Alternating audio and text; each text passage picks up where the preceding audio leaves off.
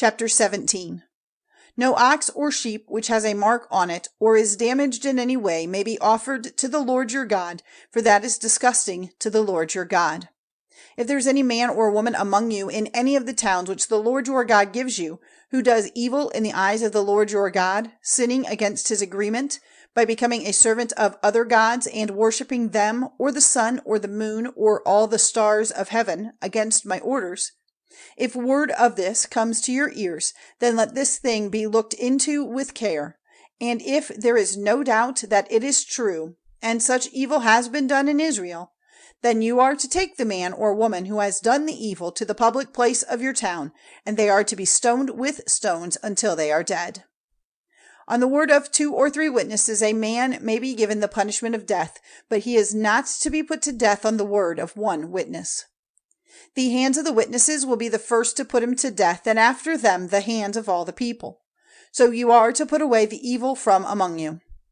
If you are not able to give a decision as to who is responsible for a death, or who is right in a cause, or who gave the first blow in a fight, and there is a division of opinion about it in your town, then go to the place marked out by the Lord your God, and come before the priests, the Levites, or before him who is judge at the time, and they will go into the question and give you a decision.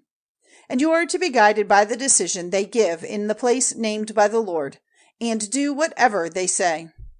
acting in agreement with their teaching and the decision they give, not turning to one side or the other from the word they have given you. And any man who, in his pride, will not give ear to the priest whose place is there before the Lord your God, or to the judge, is to be put to death. You are to put away the evil from Israel.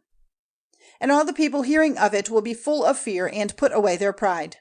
When you have come into the land which the Lord your God is giving you, and have taken it for a heritage, and are living in it, if it is your desire to have a king over you, like the other nations round about you, then see that you take as your king the man named by the Lord your God. Let your king be one of your countrymen, not a man of another nation who is not one of yourselves. And he is not to get together a great army of horses for himself, or make the people go back to Egypt to get horses for him, because the Lord has said, you will never again go back that way. And he is not to have a great number of wives, for fear that his heart may be turned away, or great wealth of silver and gold. And when he has taken his place on the seat of his kingdom, he is to make in a book a copy of this law, from that which the priests, the Levites, have in their care.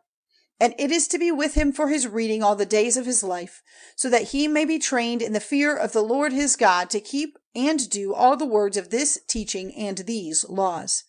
so that his heart may not be lifted up over his countrymen, and he may not be turned away from the orders to one side or the other, but that his life and the lives of his children may be long in his kingdom in Israel.